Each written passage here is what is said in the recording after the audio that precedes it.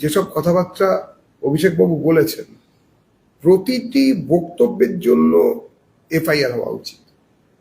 প্রতিটি বক্তব্য ফৌজদারি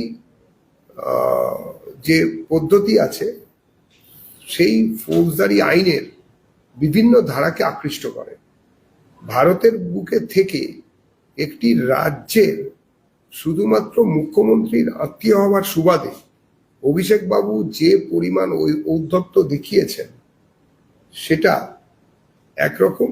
এছাড়াও তিনি সর্বোচ্চ যে আইনসভা ভারতের সেই জায়গাতে প্রবেশের অধিকারী হয়ে আইন প্রণেতা হয়ে প্রতি মুহূর্তে তিনি যেভাবে আইন ভেঙেছেন, তার মুখের ভাষা, শারীরিক ভাষার ফলে যেভাবে পশ্চিমবঙ্গে বারবার বাঙালি হিন্দু ক্ষতিগ্রস্ত হয়েছে, তার কোনো ইয়ত্তা নেই।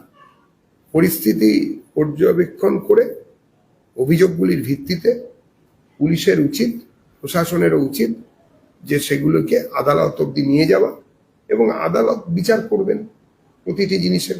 একটি মামলাতে তো করেওছেন এবং রীতিমতন উষ্মা প্রকাশ করেছেন যে একজন দায়বদ্ধ বা দায়িত্বশীল রাজনৈতিক ব্যক্তিত্ব হিসেবে অভিষেকবাবু কি করে এই ধরনের মন্তব্য করেন।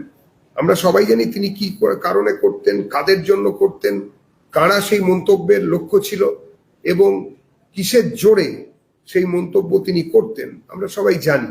আইনগতভাবে প্রমাণিত হোক, বিচারের যে বাণী সেটা মানুষের সামনে আসুক, তারপরে নিশ্চয়ই সরকার ব্যবস্থা নেবে।